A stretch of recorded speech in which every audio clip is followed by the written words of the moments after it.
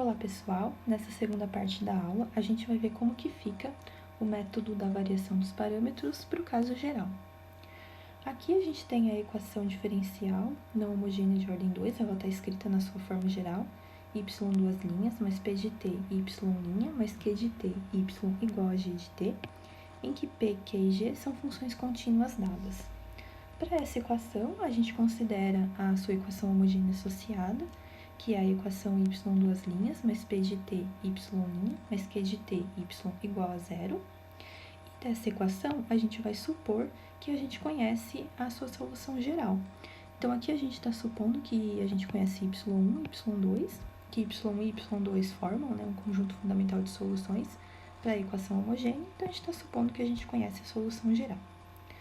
A ideia principal do método da variação dos parâmetros é tentar encontrar uma solução para a nossa equação original, a equação não homogênea aqui em 9, a partir da solução geral da equação homogênea. Então, qual que é a ideia aqui? A ideia é substituir as constantes C1 e C2 por funções U1 e U2 que dependem do parâmetro t.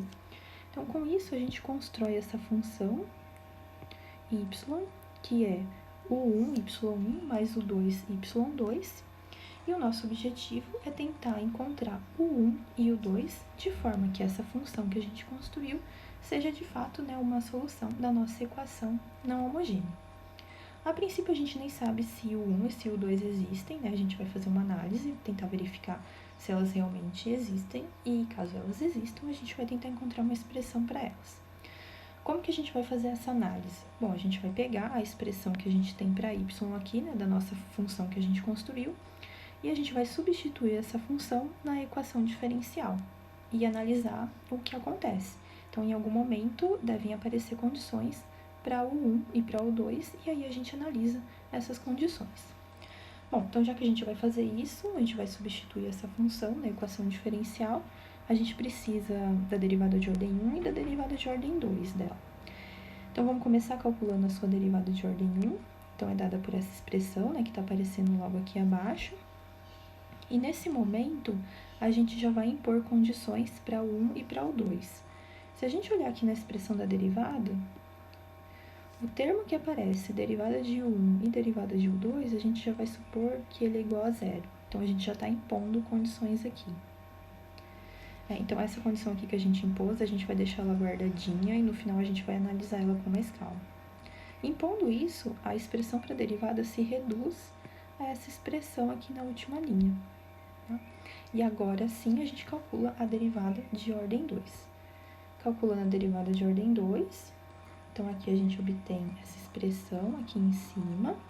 E agora sim a gente pode pegar todas essas expressões que a gente obteve, para a derivada de ordem 1, para a derivada de ordem 2, e a gente substitui na nossa equação não homogênea. Então, aqui eu fiz a substituição e já dei uma organizada nos termos. Fazendo isso, a gente obtém o 1 que multiplica toda essa expressão que está aqui entre colchetes, mais o 2 que multiplica, aí aparece toda essa equação aqui também, dentro do colchetes, mais o 1', y', mais o 2', y2' igual a g de t. Aqui a gente lembra que y1 e y2, elas são soluções da equação homogênea associada à nossa equação original. Então, essas expressões que estão sublinhadas aqui, na verdade, elas são iguais a zero. Então, essa equação que a gente tem aqui, ela se reduz a o 1', y', mais o 2', y2' igual a g de t. Com isso que a gente fez até agora, a gente já tem condições de analisar as condições que o 1 e que o 2 devem satisfazer para que a função que a gente construiu seja a solução da nossa equação não homogênea. Então, aqui, só lembrando, quais são as condições? Então, essa primeira equação que está aparecendo aqui nesse sistema é aquela condição que a gente impôs quando a gente calculou a derivada de ordem 1. A segunda equação, ela vem da equação resultante de quando a gente substituiu a função que a gente construiu na equação diferencial não homogênea. Então, a gente tem essas duas equações e é daqui que devem sair as condições para o 1 e para o 2. Aí, esse mesmo sistema, eu reescrevi ele de um jeito diferente, né, usando matrizes, para a gente enxergar o quê? Bom, a gente está olhando para esse sistema, né, eu tenho duas equações, e a gente pode olhar a derivada de U1 e a derivada de U2, né, como se fossem, na verdade, são as nossas incógnitas, né, que a gente quer encontrar. Então, escrevendo aqui na forma matricial, a gente observa a matriz dos coeficientes nesse sistema lembra algo que a gente já conhece. Se a gente calcular o determinante dessa matriz, né, na verdade é o Rosquiano das funções y1 e y2. E aqui a gente lembra de novo, né, que y1 e y2 elas formam um conjunto fundamental de soluções para a equação homogênea. Então o Rosquiano é diferente de zero. É para todo t, inclusive. Então, o determinante dessa matriz aqui, da matriz dos coeficientes, é diferente de zero para todo t. Isso implica que o nosso sistema tem solução e ela é única, né? Então, realmente, a gente consegue mostrar que o 1 e o 2 existem e a gente vai conseguir encontrar uma expressão para elas. Bom, resolvendo esse sistema, então, a gente obtém as expressões para a derivada de U1 e para a derivada de U2. São essas expressões aqui em 16. E agora, dessas expressões, a gente consegue recuperar as duas funções, o 1 e o 2. Basta a gente integrar essas equações. Então, calculando a integral, né, a gente recupera o 1. Essa constante que está aparecendo aqui, C1, é a constante de integração. Fazendo o mesmo procedimento com o 2, a gente recupera o 2, né? E aí, aqui também aparece uma constante, C2, que também é a constante de integração.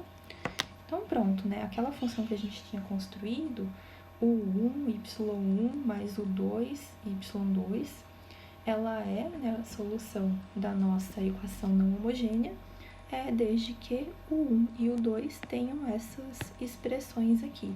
E aí, com isso, a gente consegue construir uma solução particular para a nossa equação não homogênea.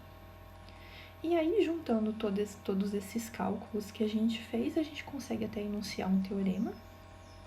Teorema 1 diz o seguinte: se as funções p, q e g são contínuas em um intervalo aberto I, e se as funções y1 e y2 são linearmente independentes e elas são soluções, né, da equação homogênea associada, a nossa equação não homogênea, que é essa equação que está aqui em 17, né? Ou seja, a gente conhece a solução geral da equação homogênea associada à nossa equação não homogênea. Então, uma solução particular para a nossa equação não homogênea é dada por essa expressão aqui.